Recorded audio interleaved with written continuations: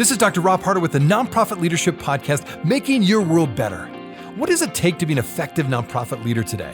What are the biggest challenges? What are the biggest obstacles? How should nonprofits fundraise in an economy that is constantly changing? All of these reasons combined led me to start this show. And it's my hope that through this series, people can learn not only what it takes to be an effective nonprofit organization, but to hear from effective leaders who are successfully making a positive impact in their communities. We hope you enjoy this show, as together we hear how they are making their world better. Well, hello, everybody, and welcome to the Nonprofit Leadership Podcast. We're so glad you're here today. Thanks for tuning in. I've got a really unique guest today, Debbie Levin. She is the CEO of the Environmental Media Association, and she has just done a tremendous job, really, of leadership over the last 25 years now. When she first came into this organization, she really had to rebuild this organization. And now, a lot of the things that she has done, a lot of the initiatives she's put into place, we just take it for granted that this has always been the case about certain things that she has helped put into place, whether it be the media campaign around the Prius phenomenon that we will talk about here on the show, or the real push to make sure that all the ingredients, including GMO and all these other ingredients that needed to be transparent on the food you eat so that people knew what they were actually eating. All of these things came out of actually the work that the Environmental Media Association put together and Debbie's leadership. So what we'll talk about is just how she navigated this organization over the last 25 years, how she really has taken the role of media and entertainment and helped really with her work and her advocacy is help shape public perception and policy around sustainability because of the star power of Hollywood and a lot of people that have gotten involved with the organization. So she'll talk about that, the role that she's played in that, and then what the role really the Environmental Media Association has had to really impact now the world in terms of how we look at sustainability as a whole, and then how we look at what we do with sustainability for the future with this next generation coming up. So I think you're going to really enjoy the conversation. Again, it's Debbie Levin from the Environmental Media Association. Thanks as always for tuning in. Now on to the show.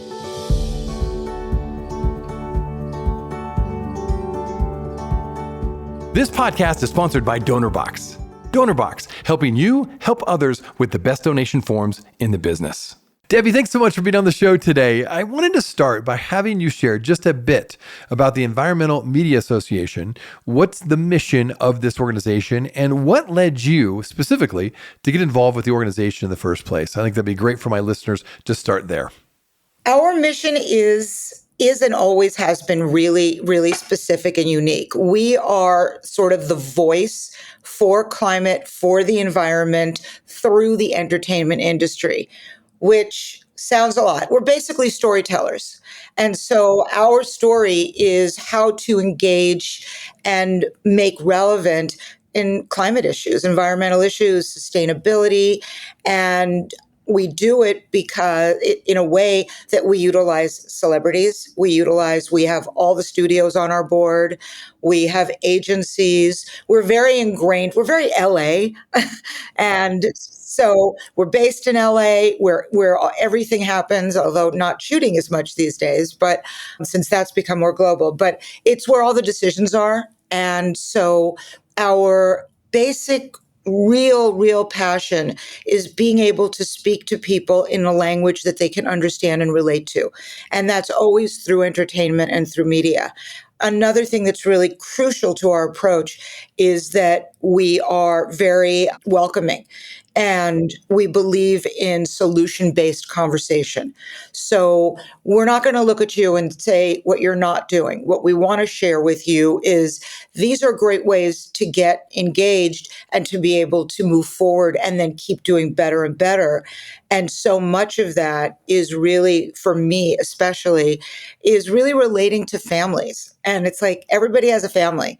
I don't care what your political views are. I don't care where you live. At the end of the day, you want your family to be safe and live healthy. And so that is something that's just as true in Hollywood. And that's what we try to do with all the glamour that we kind of are surrounded with. That really is who we are. Okay, when you joined the Environmental Media Association in 2000, you reimagined its mission. And what I understand is what I learned was that your goal was really to bridge Hollywood and sustainability. So let's talk about that a little bit. What were some of the biggest challenges you faced in shifting the organization's focus? And then how did you navigate those changes? It's interesting because I actually went to a luncheon in 1999 that was the Environmental Media Association. It was founded in 89 by huge people in the entertainment industry. And it was basically an awards show and some programs, and which was great. However, the in the beginning, I think everyone got all their friends to get involved, and it was kind of great and fun and very unique. Again, having direct access to the power players in the entertainment industry, put us in a place that was very, very unique. I was literally just invited by a school mom, like, to go to this luncheon. And I heard that what the mission was to get environmental messages in content and into the zeitgeist of the world through entertainment. And I thought, this is the most amazing thing I've ever heard. This is so important. I was not in the world of environmentalists. I actually was like, I had gone to film school, I had kids. I was not doing this at all. And I happened to be sitting next to the board chair at the table that I was at of the organization. And I started asking him a million questions just because. And he asked me to go to lunch with him the next day. And he sat there with me, and he then asked me to come run the organization. So what I will say for, listeners out there, because this is our world, is nonprofits, they were closing. They had no idea. They were like done, and no one told me. And so I think, I joke that they would have asked anybody to come run the organization that asked enough questions. And so what it was they kind of thought that their mission was done, which it very much wasn't. And they were not quite at the level that they were the first, 5 to 6 years where people were really kind of doing this. But the idea and the mission was so unique. So at the beginning of 2000, I walked into an office and I found one assistant and no money and not really a board. So I thought, either I'm going to figure this out or I won't. And so I started asking, I'm very good at asking questions because I think, like, certain kind of people don't want to look like they don't know anything. I don't care. You find out, that's how you find out. So I started asking everybody around and, certain things. And also our big Emma Awards, which you see we get like 40 billion media impressions annually now. Amazing. And we do that in the fall. That I pushed that one in 2000 to December, thinking I have the year to learn what I'm doing. And I just kind of tried to understand. And the first thing, honestly, that I noticed, I started getting invited to other local organizations things because they didn't know the backstory of what was happening with the organization. And I went and I noticed that everybody was older. So, and don't forget, this was 26 years ago. So it was, or 25 years ago, 26 years ago. And so the people who were attending were 50-ish and up. I thought, this is not going to do it. If this is who is supposed to teach everyone and our kids, they're not going to listen to these people. And that's why, especially through entertainment. So I had 2 teenagers and I thought, okay, these kids have to be listening and it's got to be told, but with a different lens. And it's got to be younger. It's got to be cool. It's got to be all those things in order to resonate. And so I decided that at that time we were doing PSAs, because remember, there was no social media at all. And so I said, our PSAs have to have like under 30, like they have to be young, younger the better. And so by the time we got to that first event in December, I had tons of presenters that were all the young stars that were the weeklies were covering all the time. And that remains something that we're being really relevant is really, really important. And once I did that, I sort of, and that was very successful. The other thing that I did was the award show is very star studded. The organization is the Environmental Media Association. The nickname is EMA and EMA, and so it's the annual Emma Awards. And what that is you got to think like Golden Globes, but everything is about sustainability and climate.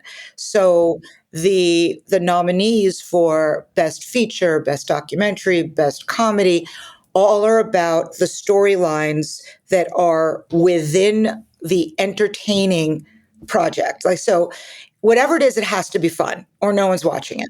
So if you do like a movie and it's all about the environment, but it's so boring nobody wants to watch it, no one's going to watch it. So you're not going to teach anything. And so we're looking for big, entertaining projects that people will watch and then kind of think about the story in there and go like, "Whoa, that's interesting. Maybe I should think about that or do that behavior." So there's usually 9 categories. We've got presenters. It's literally just the same as the other award shows. There's music, we have hosts, and so we've honored everyone from Billie Eilish to Matt Damon to Gwyneth Paltrow to just like Laura Dern, Quinta Brunson this past year. I mean, just like everyone and top people. And we were so lucky. The last one we did, Sheryl Crow is really dear friends with Laura Dern. And so she came and sang with her guitar, just sang songs and presented it to Laura, which was beautiful moments. And so by the time I got to that first one in December, I had met enough people so that it was a huge success.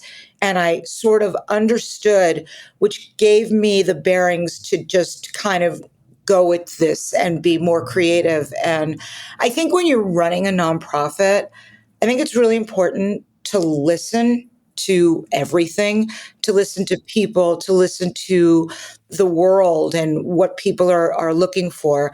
And don't not to be as rigid as like, oh, well, this has been going on for the last 20 years. This is what we have to do.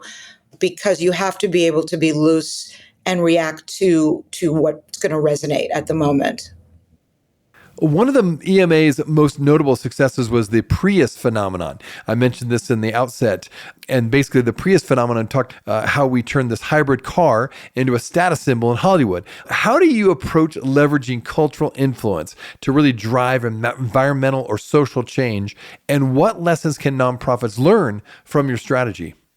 Honestly, I think that is how you implement change. So I met the marketing executive in 2001 after I had had my 1 year of understanding how to do it. I met him in early 2001, and they were doing a relaunch. They had done a soft launch of the Prius like a year before, but like they didn't tell anybody. There was like 3 cars out there, no advertising. And he was telling me about the car and about, the it's a hybrid, and he explained what that was. And I honestly don't even know why I said this, but I just looked at him and I said, I can sell this to Hollywood and I could like make this the car, because I just in my gut knew something about this. First of all, it looked different. It didn't look like anything else. So the minute you're driving in it, people know who you are and you're making a statement. It also was easy because you didn't have to plug it in. You just didn't go to the gas station as often. So you saved money and you didn't have to change what you did.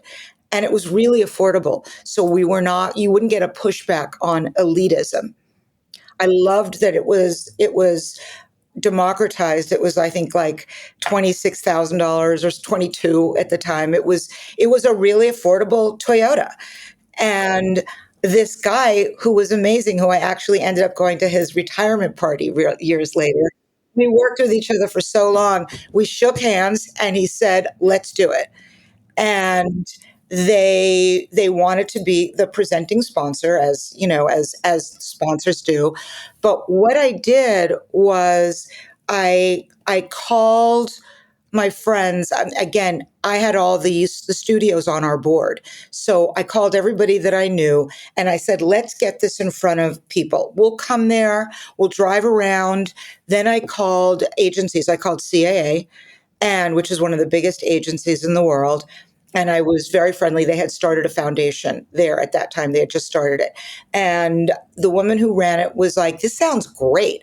And I'm like, okay, let's do some evenings at CAA where we introduce the agents to the importance of this car, the lower emissions, all the different things, and the fact that it's a cooler thing to drive than the big Hummers and BMWs that they were driving at the time. And so it became a thing, like, to buy this car, but they weren't making that many. So I had these lists. I also then I needed an outlet to get the car sold because I was working with North American, Toyota, so it was corporate. So I needed to buy a car. So I went into a car dealership that was owned by LA Car Guy, which is in Los Angeles. There's like 14 dealerships. Mike Sullivan, who's a dear friend of mine, owns all these dealerships, and he is very sustainable. And so he was selling the Prius before anybody else. So I went in, leased a Prius, and the people who were working there were like, well, will you send everybody to us? And we'll take care of them. We'll like deliver it to their house so that they understand it. So I'm like, definitely. And then Mike and I became great friends. Obviously, he's been on our board for all these years, but I literally became a salesperson. There were hot lists. Do you remember those lists at all? I don't know if you remember, but you couldn't get the Prius, and there were waiting lists. They were mine. And so they were mine. So what I was doing is I was making sure that the really visual people, the celebrities, were not waiting very long, because what we wanted then was for the paparazzi to take pictures of them coming out of their vehicle, which happened constantly. I also started working with the E Network because at that time in the early 2000s, E was like the dominant on the carpet for award shows, if you remember that. And so they were great, and they really loved this. And so we had them cover not only the arrivals, but what car they came out of for all of the award shows, the Globes, the Oscars, the Grammys, the Emmys. And we got celebrities' cars so that they could arrive at the award shows, not in limos, but in Prius. And for years, it blew it up like so big. And because of that, we were getting like Meryl Streep and George Clooney and all these people. Everybody wanted to do this. And then there would be stories about it. And so it literally, we got that cool factor that really has never gone away. And it's very interesting. We're actually celebrating our 25th anniversary this year with Toyota because we've been with them all this time.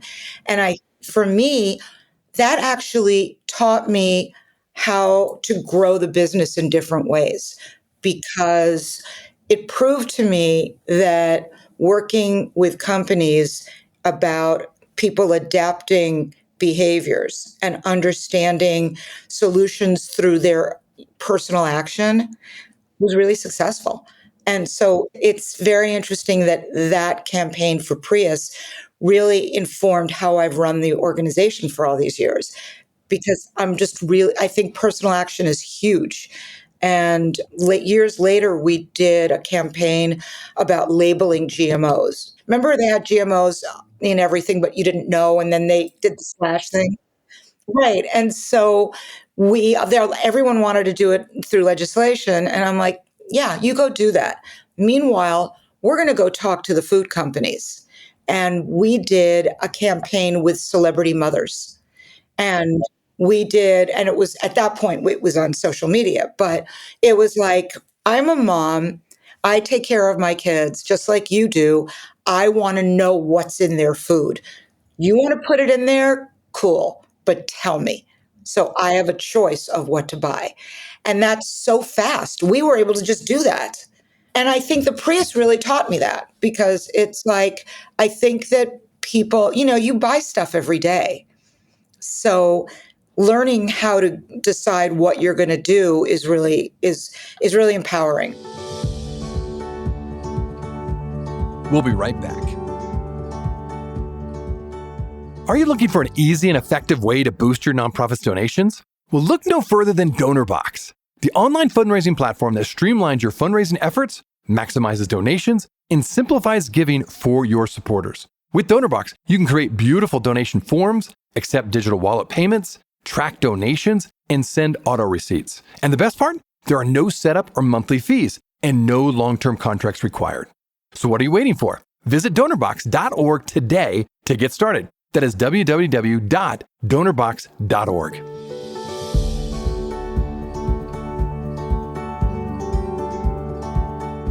Okay, so how has the role of media and entertainment evolved in shaping public perception and policy around sustainability specifically? In other words, what role do you see Hollywood continuing to play in the environmental advocacy area? I think it's really effective. I think there are certain things that it's not great for the entertainment industry to be involved. And I think that's more political, legislative. It's a little tougher. But I do think that celebrity and Hollywood and the culture of entertainment has always been in the forefront of fashion and, travel, like all of the kind of things around our culture, because that's where you see it. And not getting into the science for this particular messaging, but really getting into relatability. And, I'm a celebrity. I have 3 kids. I'm doing this because it doesn't matter who you are. At the end of the day, again, as I said, you come home to your family, and I think health is a really big deal. You want to be informed. You don't want pesticides in your house. You don't want chemicals. You want things to be clean and healthy. You want clean water, clean air, clean home for your family. And the entertainment community is sort of allowed to share this because it's because they're not telling you how to think. They're just telling you these are great options and they're available. And this is what I choose in the role that I can relate to you, which is as a person and as somebody, who has a community. So that's why I think it's really, really important. Well, you have got lots of experience. You've been leading this nonprofit now for over 2 decades. That's no small feat. So well done. Thank you. Now, what are the key leadership principles and strategies that have helped EMA and you remain relevant and impactful over all these years? I think it's just always inventing new things. First of all, I think that's really important. I mean, our 2 other biggest programs that we have evolved. So well, maybe 4, but in 2000, because we do campaigns and we do things like the GMO things. We did, all these different collaborative campaigns, but we have basic programs. And so in 2003, I was on a TV show set, and I was going there to talk to the producer about storylines, just to give him like, oh, you should be talking about this, and this character would be cool for that. And then I also wanted to make sure it had a kitchen set, this particular show, that there was a recycling bin shown, like just for on camera, like literally product placement for the environment. I don't walk in with a plastic bag from the market, have a canvas bag, reusable. So I was hanging around, and while I was waiting, I saw a trash can. And in that trash can, there was scripts, plastic water bottles, bananas, sandwiches. And I just sort of was like, this is interesting. I'm pushing what's on screen, and they're not doing anything on this soundstage. And I didn't say anything. I left. I got in the car. I called our board chair at the time, and I was like, who was a producer. So he really, really understood. He was a feature film producer, and I said, something? This is terrible.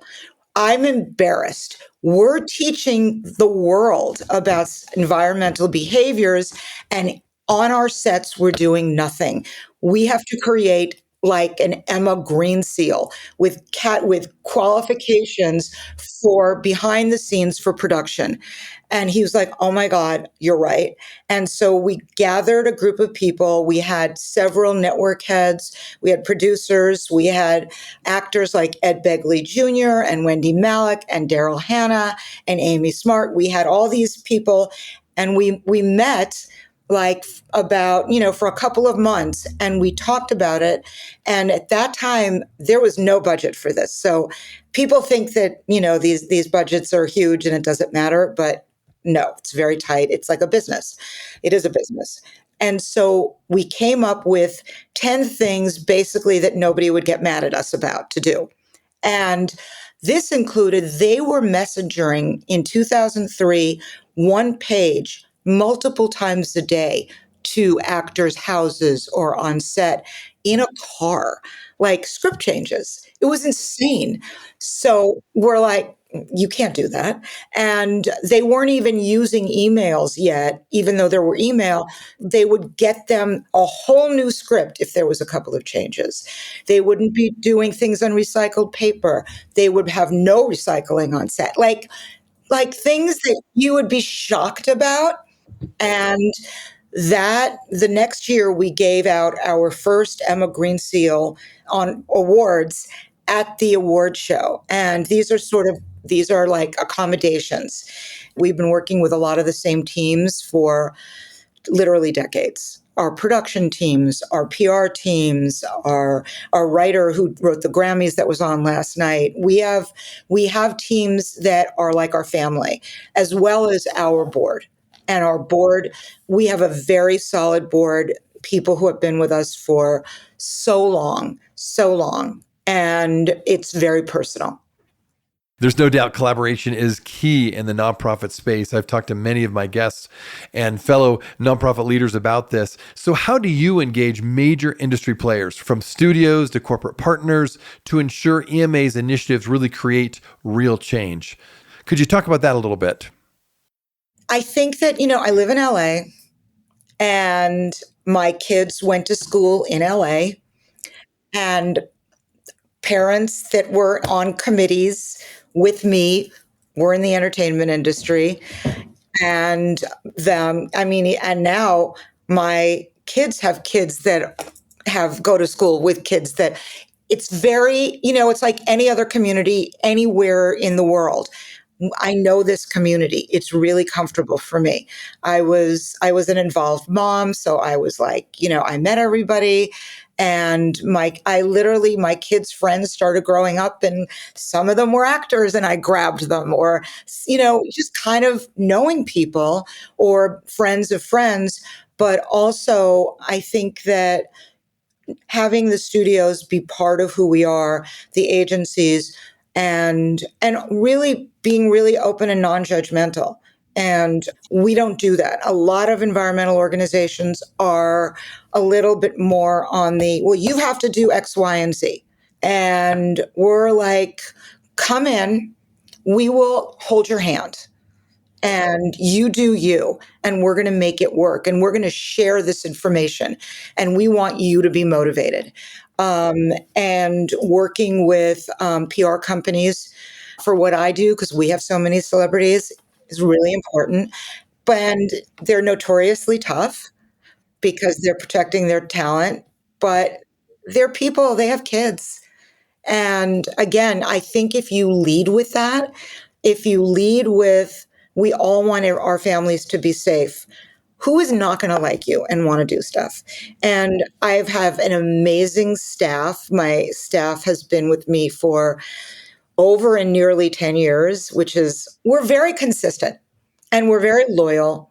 And again, like our celebrity boards are amazing, and they're my family and my friends. They have friends. For example, our board chair is Lance Bass from NSYNC. So ironically, I met Lance right when he was done, and next year they're doing stuff again. They've been doing things. So He was from he is from Mississippi. He knew nothing. He came to a little event that we did where we invited a lot of young Hollywood types of people and some of the older executives. It was sort of this was in the late 2000s, and we wanted to introduce them and sort of show them their power.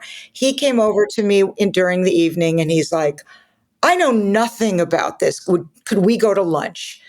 And we went to lunch and he's like, this is amazing. It was sort of like how I felt when I heard. He was like, this is amazing. How am I involved? What do I do?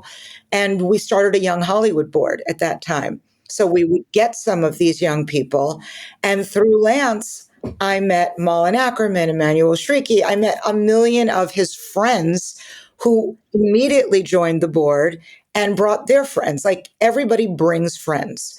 And so I think that's kind of what it is. If you welcome people and if you've got that open tent of engagement and you make people feel important, then, and which everyone is. And don't forget, I always need presenters for 2 events for the year. I need presenters for the awards. I need moderators for the Impact Summit. So we're meeting people. Another example, Eli Roth, a big horror director. So Eli is passionate about sharks and about protecting sharks. So he came to Impact a few years ago to talk about, he did a documentary about sharks and he wanted to talk about it. Coming after he got off stage in the press room, he looked at me, he says, I love this. I want to join the board. And I'm like, well, I would love for you to. And we have become dear, dear friends. He's very, very active. And he's been around for really a long time, meaning that he's been doing films. He started really young. He was actually remember he was in Inglourious Bastards, that film that Tarantino, he was in that. He met like a million people. So Eli has so many good friends. So Eli talks about us. You know what I mean? So it's like, it's the connections, and it's also people know that we're safe. And like I get asked for talent all the time, whatever world it is. I don't do that unless it makes sense. So they know that if I say, hey, can you record yourself talking about this message for social or for campaign, or we need to sign something, I don't ask them unless it's something that I know they believe in to the core. So for kind of a fake industry that perception-wise, we're unbelievably authentic. And so I think that's kind of something as well. Well, how can people find out more about your work and the EMA? Where would you send them? Well, the website is green, green, the number 4, EMA.org. And so I would start there. But, they could probably write into you and we've got a lot of our social on our website, and follow Green for Emma on all social platforms. Debbie, thanks so much again for taking time to share your insights, your experience, and your expertise. You really have made a big difference. Thanks for your leadership. Thank you. Thank you so much for having me. Hey friends, well, I wanted you to know that this podcast can be found on iTunes, Spotify, Amazon, Google Podcasts, and wherever you listen to other podcasts. I also want to encourage you to like, subscribe, and share this podcast with others. This will actually help us get this great content out to more nonprofit leaders just like you. You can also join the Nonprofit Leadership Podcast community. Find other resources and interviews of past guests all on my website, nonprofitleadershippodcast.org. Well, thanks again for listening, and until next time, keep making your world better.